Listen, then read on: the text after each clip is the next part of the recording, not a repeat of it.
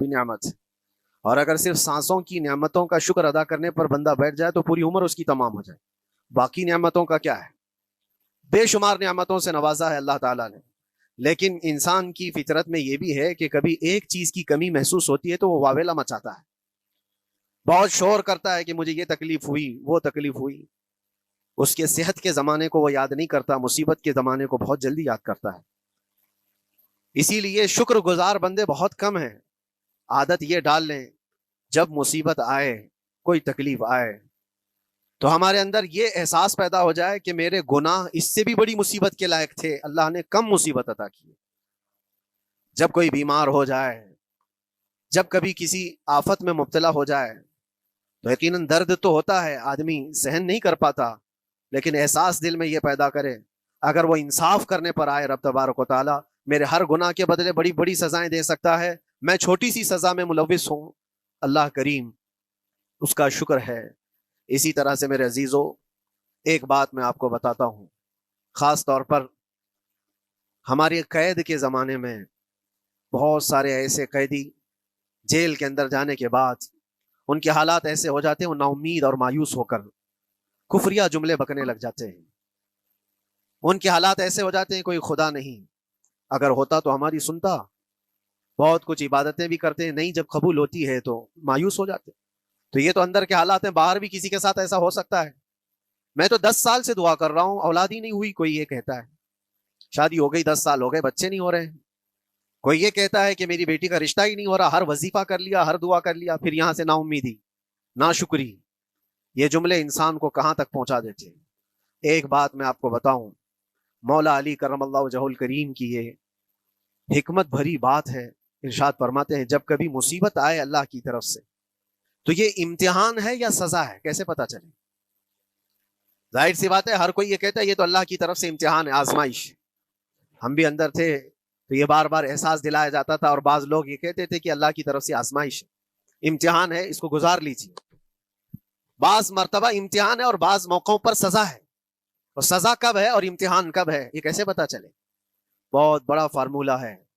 मौला अली करमल्लाहु वजहुल करीम फरमाते हैं, जब कभी तुम पर कोई मुसीबत आए तो ये देख लेना, उन मुसीबतों के दिन में तुम अगर अल्लाह से ज्यादा करीब हो गए हो, दुआ ज्यादा करने लग गए हो, वजीफे ज्यादा करने लग गए हो, तो इसका मतलब है कि अल्लाह ताला तुमको इम्तिहान में रखा है। और अगर मुसीबतों के आने के बाद बंदा दूर हो जाता है अल्लाह से, फिर वो बिफर जाता है, गुनाह ज्यादा करने लगता है, तो समझ लो ये सजा में मुलविस है। अब सबकी जिंदगी में ये मुसीबतें जब आती हैं तो खुद अपने आप को रियलाइज करे, एहसास करके देखे कि मुसीबत आई है तो मेरे हाथ में तस्बीह आ गई या फिर गाली गलोच। मुसीबत या आफत आई है मेरे घर पर तो मैं इबादत और नमाज की तरफ ज्यादा जा रहा हूं या फिर ऐश और इशरत की तरफ ज्यादा जा रहा हूं, तो तुम्हें खुद पता चल जाएगा कि तुम अल्लाह की तरफ से इम्तिहान में हो या फिर सजा में हो। मेरे अजीजों, बहुत मकामात ऐसे हैं जहां पर बज़ाहिर मुसीबत की हिकमत हमें नहीं मालूम होती कि क्यों आई है मुसीबत, क्यों दी गई है हमें ऐसी तकलीफ।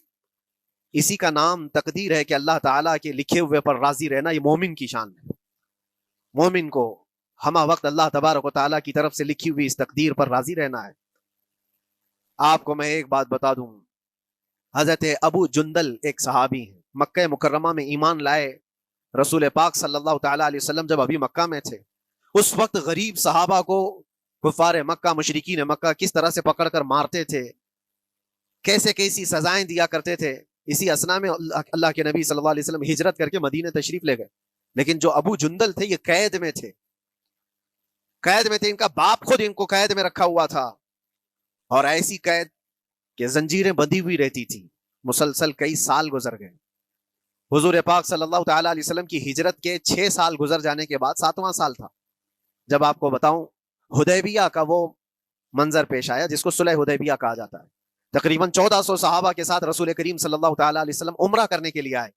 लेकिन उस वक्त मक्का के कुफार और मुशरिकीन मक्का से तकरीबन 35 किलोमीटर बाहर दूर आपका रास्ता रोक लिया, कहा हम आपको उम्रा करने नहीं देंगे, आपके असहाब को, आपके सहाबा को हम मक्का में इंटर होने नहीं देंगे।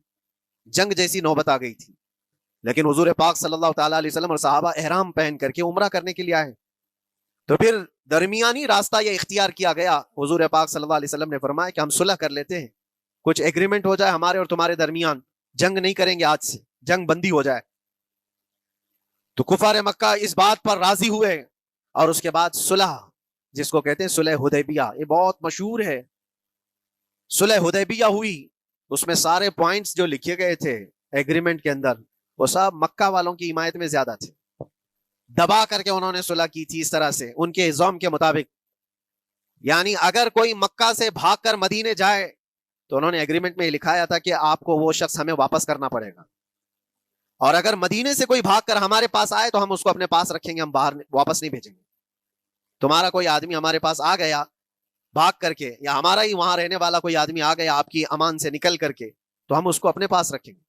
ایسی بہت ساری شرطیں تھیں، میں کیوں کہہ رہا ہوں یہ بات سن لیجیے۔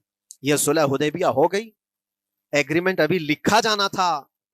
وہ ابو جندل صحابی جو کئی سالوں سے مکہ میں قید میں تھے، زنجیریں توڑ کر کے وہ باہر نکل آئے، اور جب ان کو یہ خبر ملی کہ مکہ سے 35 کلومیٹر دور اللہ کے نبی صلی اللہ تعالی علیہ وسلم اپنے صحابہ کے ساتھ پڑاؤ ڈالے ہوئے ہیں اور تشریف لانے والے ہیں، کسی طرح بچ بچاتے ہوئے وہ وہاں پہنچ گئے حدیبیہ کے مقام پر۔ جیسی وہ پہنچے، صحابہ میں ایک شور ہو گیا۔ صحابہ جانتے تھے کہ کتنے سالوں سے ابو جندل قید میں ہے، طرح طرح کی اذیتیں اٹھاتا ہے، بہت مصیبتیں اٹھائی ہیں ابو جندل۔ دیکھا ان کے جسم پر پورے زخموں کے نشان تھے، ہاتھوں اور پیروں میں زنجیریں لٹکی ہوئی تھیں۔ وہ اسی حالت میں صحابہ کے پاس آ گئے، صحابہ سب نے سینے سے سینہ لگایا، استقبال کیا، ابو جندل تم آ گئے ہمارے پاس، آ گئے۔ اب بات سنو، بڑی حیرت کی ہے۔ ایگریمنٹ لکھا جا رہا تھا اور ابو جندل مکہ سے فرار ہو کر کے آئے تھے۔ ابو جندل کا جو باپ ہے اور دوسرے جو رئیس مکہ کے تھے، قریش کے سردار، سبوں نے ہاتھ روک لیا اور کہا ہمارا ایک آدمی بھاگ کر آپ کے پاس آیا ہے، ایگریمنٹ کے مطابق اس کو آپ ہمیں واپس کرنا ہوگا، واپس لوٹانا ہوگا۔ مکہ میں رہنے والا شخص آپ کے پاس آیا ہے، وہ ہمارا قیدی ہے۔ حضور پاک صلی اللہ تعالی علیہ وسلم نے فرمایا ابھی تو لکھا نہیں گیا، اس سے پہلے وہ آیا ہے، چھوڑ دو اس کو، اس کے بعد جو بھی ہوگا اس پر عمل کریں گے۔ مکہ والوں نے کہا نہیں، ہم نہیں مانتے اس چیز کو۔ حضور پاک صلی اللہ تعالی علیہ وسلم نے یہاں تک فرمایا اس ایک شخص کو میری ضمانت میں دے دو، باقی تمہاری ساری شرطیں منظور کر لی جائیں گی۔ وہ رحمت للعالمین نبی اکرم صلی اللہ تعالی علیہ وسلم اپنے غلاموں پر رحم کیسے نہ کریں۔ جب ان حالات میں دیکھا ابو جندل کو، تو صحابہ بھی حضور کے پاس آئے اور کہا یا رسول اللہ صلی اللہ علیہ وسلم صلح کیوں کر رہے ہیں ان کے ساتھ، جنگ کریں گے ہم ان کو، ہم نے بدر میں، احد میں، خندق میں ان کے ساتھ جو مقابلے کی ہمیں تجربہ ہے، ہم ان کے پرخچے اڑا دیں گے، آپ اجازت دیں ہم جنگ کریں گے۔ اللہ کے نبی فرماتے ہیں میں جو دیکھ رہا ہوں وہ تم نہیں دیکھ رہے ہو، اللہ کا حکم نہیں ہے جنگ کرنے کا، صلح ہے۔ صلح ہو گئی، لکھا جا رہا تھا، اور یہ ابو جندل آئے۔ آپ جب حضور پاک صلی اللہ تعالی علیہ وسلم نے فرمایا ٹھیک ہے ایگریمنٹ کے مطابق ابو جندل کو مکہ واپس بھیجنا پڑے گا، اتنا فرمایا تھا حضور نے، ابو جندل دھاڑے مار مار کر رونے لگے اور صحابہ کو جا کر کے اپنے زخم دکھانے لگے کہ دیکھو مجھے واپس بھیجا جا رہا ہے، مجھے واپس بھیجا جا رہا ہے۔ تو صحابہ کے اندر بھی جوش تھا، اپنا آدمی جب کوئی اتنا مظلوم ہو، اتنا مار کھایا ہو، اور پھر واپس انہی ظالموں کے سامنے اس کو بھیجا جانا ہو تو کیا کیفیت ہوگی۔ تو وہ ابو جندل سارے صحابہ کے بیچ میں چھپ چھپاتے ہوئے رو رہے تھے۔ اللہ کے نبی صلی اللہ علیہ وسلم تشریف لائے، فرمایا ابو جندل میں کہہ رہا ہوں واپس چلے جاؤ، واپس جاؤ، مکہ جاؤ۔ تو انہوں نے کہا یا رسول اللہ صلی اللہ علیہ وسلم ان زخموں کے ساتھ واپس جاؤں؟ اللہ کے نبی صلی اللہ علیہ وسلم نے فرمایا ہاں ابو جندل، اللہ کی مرضی ہے، اور اللہ کا نبی وہی کہتا ہے جو اللہ کی مرضی ہوتی ہے۔ یہ میں کہہ رہا ہوں بظاہر تکلیفوں کی حکمت ہمیں معلوم نہیں ہوتی، لیکن ہمیں عمل کرنا چاہیے۔ نبی پاک صلی اللہ تعالی علیہ وسلم کا جب حکم ہوا، ابو جندل انہی زنجیروں کے ساتھ ان کے باپ کے حوالے کر دیے گئے۔ وہ گھسیٹتے ہوئے لے جا رہا تھا، گھسیٹتے ہوئے واپس انہی قیدیوں کی طرح لے جا رہا تھا۔ سب کی آنکھوں میں آنسو تھے، لیکن حکمت الہی کیا ہے یہ کون جانتا ہے۔ بظاہر اللہ تبارک و تعالیٰ کی طرف سے یہ دی ہوئی آزمائشیں، یہ تکلیفیں، اس کی حکمت وہ بہتر جانتا ہے۔ جب ابو جندل کو واپس کیا گیا، ایک سوال اٹھتا ہے میرے عزیزو، یہ میں قید کی حالت میں رہ کر کے ایک شخص نے مجھ سے سوال کیا تھا، آپ تو اللہ کے نبی صلی اللہ تعالیٰ علیہ وسلم کی ناموس کی بات کرتے ہو، حضور کی محبت کی بات کرتے ہو، ان کے عشق کی بات کرتے ہو، اور یہ بھی کہتے ہو کہ نبی پاک صلی اللہ تعالیٰ علیہ وسلم دستگیری کرتے ہیں، اپنے غلاموں کی مدد کرتے ہیں، تو اتنے دنوں سے کیا آپ نے حضور کو نہیں پکارا؟ کیا رسول پاک صلی اللہ تعالیٰ علیہ وسلم سے محبت اور عشق کی بات کے بعد آپ نے بھیک نہیں مانگی؟ اس وقت یہ واقعہ یاد آیا، میں تو ابو جندل کے پاؤں کے ناخن کی مٹی کے برابر بھی نہیں۔ وہ صحابی رسول تقریباً ان کے متعلق کہا گیا ہے 6 سے 8 سال تک وہ ان کی قید میں رہے، تو کیا رسول پاک صلی اللہ علیہ وسلم کو خبر نہیں تھی؟ خبر تھی۔ لیکن ہوتا ایسا ہے کہ جو جتنی محبت کرتا ہے اتنے ہی امتحانوں سے گزارا بھی جاتا ہے، اس کو امتحان دینے پڑتے ہیں. اسی لیے بار بار میں یہ بات کہتا ہوں، حضور پاک صلی اللہ تعالی علیہ وسلم کی ناموس کی بات کرنا، عظمت رسالت کی بات کرنا، یہ حلوے پراٹھے کھانے کا نام نہیں ہے. یہ شہادت گہے الفت میں ہے قدم رکھنا. لوگ آسان سمجھتے ہیں مسلمان ہونا. حضور پاک صلی اللہ تعالی علیہ وسلم کی شریعت طاہرہ کو بچانے کے لیے ہی تو، حضور کی ناموس کی حفاظت کے لیے ہی تو مولا امام حسین نے اپنی گردن دے دی، اپنے بچوں کی قربانی دے دی، اپنا عیش آرام سب تیاگ دیا. یہ ساری قربانیوں کے بعد ہی اس امتحان سے بندہ نکلتا ہے. وہ امام احمد بن حنبل جن کے سینے میں 5 لاکھ حدیثیں محفوظ تھیں، رسول پاک صلی اللہ علیہ وسلم کی 5 لاکھ حدیثوں کے حافظ، لیکن بغداد کے ظالم حکمرانوں نے ان کو ننگی پیٹھ پر کوڑے مارے ہیں. پہلی مرتبہ 100 کوڑے، دوسری مرتبہ پھر 100 کوڑے، تیسری مرتبہ پھر 100 کوڑے. اتنے میں تو آدمی مر جاتا ہے. امام احمد بن حنبل کی پیٹھ جھک گئی تھی. میرے عزیزو، یہی ہے جس کو ہم کہہ رہے ہیں شہادت گہے الفت میں ہے قدم رکھنا. اگر تم سچا ایمان رکھتے ہو تو پھر آزمائش بھی ہوگی. اللہ کریم قرآن میں فرماتا ہے وَلَيَعْلَمَنَّ اللَّهُ الَّذِينَ صَدَقُوا وَلَيَعْلَمَنَّ الْكَاذِبِينَ. اللہ تبارک و تعالیٰ ضرور آزمائے گا سچا کون ہے اور جھوٹا کون ہے. مصیبتیں آئیں گی، آندھیاں آئیں گی، لیکن جمے رہو، ڈٹے رہو. اللہ رب العزت سے کبھی بھی اپنا رشتہ نہ توڑو. اور جو تمہارے اندر ایمان ہے، توکل اور یقین ہے، ذرا برابر بھی فرق آنے نہ پائے. آج نہیں قبول ہوئی کل ہوگی، کل نہیں قبول ہوئی پرسوں ہوگی، کبھی نہ کبھی تو دعا قبول ہوگی. دنیا داروں کے دروازے کھٹکھٹاتے ہیں تو ایک نہ ایک دن دروازہ کھلتا ہے. وہ ارحم الراحمین ہے، وہ ارحم الراحمین ہے، دروازے کھولتا ہے، لیکن وہ بہتر جانتا ہے کہ اس وقت دروازہ کھلنا چاہیے. ہم اپنی مرضی کے مطابق رب کو نہیں چلا سکتے. مولا تعالیٰ جیسا چاہے ہمیں ویسا چلنا چاہیے. ایک بات اور میں بتا دوں سید، یہ تو دوسرے لوگوں کی بات ہے جس میں ہمارے قصور ہیں، ہمارے جرم ہیں، ہمارے گناہ ہیں، جس کی وجہ سے مصیبتیں آئیں گی. لیکن اللہ کے نبی کا کوئی گناہ نہیں ہوتا. جو نبی ہوتے ہیں وہ معصوم ہوتے ہیں. سیدنا یوسف علیہ الصلوۃ والتسلیم اللہ کے نبی، اللہ کے نبی ابراہیم علیہ السلام کے بیٹے اسحاق علیہ السلام، اسحاق علیہ السلام کے بیٹے یعقوب علیہ السلام، یعقوب علیہ السلام کے بیٹے یوسف علیہ السلام، جن کی نسل میں انبیاء کرام جو پورا خاندان نبوت کا ہے، وہ یوسف علیہ السلام کن کن مقامات سے گزارے گئے. پہلے بھائیوں نے کنویں میں پھینک دیا، اور اس کے بعد اس زہریلے کنویں سے وہ نکالے گئے. جنگل میں کوئی نہیں تھا جب ان کے بھائیوں نے کنویں میں پھینکا تھا. اس وقت ایک قافلہ جا رہا تھا، انہوں نے ڈول ڈال کر کے نکال لیا اور پھر لے کر کے گئے. یہاں سے کنویں سے تو نکالے، لیکن آگے کی زندگی کیا ہے؟ مصر کے بازار میں لے جا کر قافلے والوں نے بیچ دیا. یوسف علیہ السلام پھر خریدے گئے. کس کے ہاں؟ عزیز مصر، بادشاہ مصر کے گھر میں. اور وہاں پر زلیخا آپ پر فدا ہوئی. پھر آپ پر الزام بھی لگایا گیا، اور اس الزام کی بنیاد پر آپ کو جیل بھیجا گیا. اللہ کے نبی کے دامن پر پیوند تو ہو سکتا ہے، دھبا نہیں ہوتا. کسی گناہ کا تصور بھی وہ نہیں کرتے، وہ معصوم ہوتے ہیں. لیکن بغیر کسی قصور کے، بغیر کسی جرم کے آپ کو جیل بھیجا گیا. یوسف علیہ الصلوۃ والتسلیم جیل جب گئے، وہ نبی ہو کر کے، اور اس کے بعد دن کٹتے رہے. دن کیسے؟ ہفتے، ہفتے کیا مہینے، مہینے کیا سال. یوسف علیہ الصلوۃ والتسلیم کے 7 سال گزر گئے. جب کبھی کسی انوسنٹ کو، بے قصور آدمی کو تکلیف دی جاتی ہے تو اس کو احساس زیادہ ہوتا ہے. اور جرم کی وجہ سے جب کوئی تکلیف میں آتا ہے تو کمپرومائز کر لیتا ہے، میں ایسا غلطی کیا تھا، مجھے یہ جھیلنا پڑ رہا ہے. لیکن جس کا جرم ہی نہیں، نہ کردہ گناہ کی سزا جب دی جاتی ہے، بندہ بہت بکھر جاتا ہے، ٹوٹ جاتا ہے. لیکن وہ اللہ کے نبی تھے. توکل کیسا تھا، یقین کیسا تھا، صبر کے ساتھ نکالے. لیکن ایک بہت پیاری بات ہمیں ملتی ہے میرے عزیزوں، وہاں قیدی اور بھی تھے، اور یوسف علیہ السلام کو اللہ تعالیٰ نے ایک معجزہ عطا کیا تھا. وہ خوابوں کی تعبیر سچی سچی بتاتے تھے. خواب کی تعبیر ہوا کرتی ہے، جو بھی خواب دیکھتا ہے آدمی اس میں اشارہ ہوتا ہے اللہ کی طرف سے. تو 2 قیدیوں نے خواب دیکھا تھا. یہ قرآن پاک کے سورہ یوسف میں پورا موجود ہے، 12ویں پارے میں. 2 قیدیوں نے خواب دیکھا، اپنا اپنا خواب انہوں نے بیان کیا یوسف علیہ السلام کو. ایک قیدی نے دیکھا کہ وہ سر پر روٹیاں رکھ کر کے لے جا رہا ہے اور پرندے نوچ نوچ کر کھا رہے ہیں. دوسرے نے دیکھا کہ وہ انگوروں کو نچوڑ کر کے اس کے رس پی رہا ہے. تو انہوں نے بتایا یوسف علیہ السلام کے پاس ایسا ایسا ہم نے خواب دیکھا ہے، اس کی تعبیر کیا ہو سکتی ہے؟ سیدنا یوسف علیہ السلام فرماتے ہیں میں دونوں کے خواب کی تعبیر بتاؤں گا، لیکن اس میں سے ایک بندہ، اس سے آپ نے کہا تو وعدہ کر کے میرا بھی کام کرے گا، میرا بھی ایک کام ہے تو کرے گا. 7 سال گزر گئے تھے. جو بادشاہ مصر تھا وہ بھی بدل چکا تھا، جس نے قید میں ڈالا تھا وہ ختم ہو گیا، دوسرا آیا، تیسرا آیا، جو بھی آیا، لیکن حکومت بدلی ہوئی تھی. تو خواب کی تعبیر بتانے سے پہلے ایک قیدی سے یوسف علیہ السلام نے کہا کہ میرا کام تو کرے گا. اس نے کہا ہاں، آپ جو کہیں گے میں کروں گا.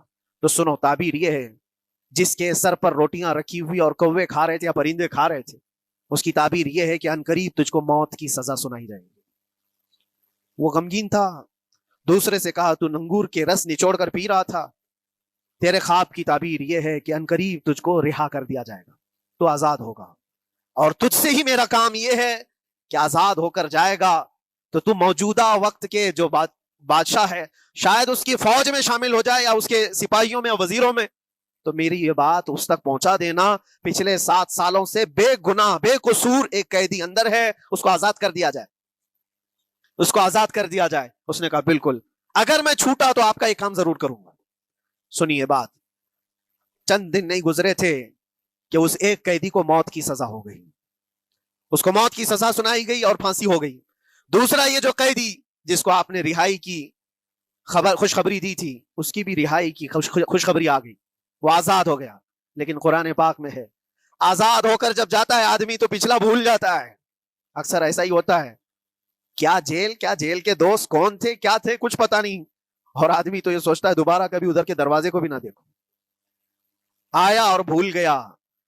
یوسف علیہ السلام نے جو کام دیا تھا وہ بھول گیا، یہاں تک کہ قرآن میں اللہ فرماتا ہے کئی سال گزر گئے، 1-2 دن نہیں، سالوں گزر گئے، اور وہ بادشاہ کی فوج میں شامل تھا یا بادشاہ کے مصاحبین میں شامل تھا، قریبی لوگوں میں۔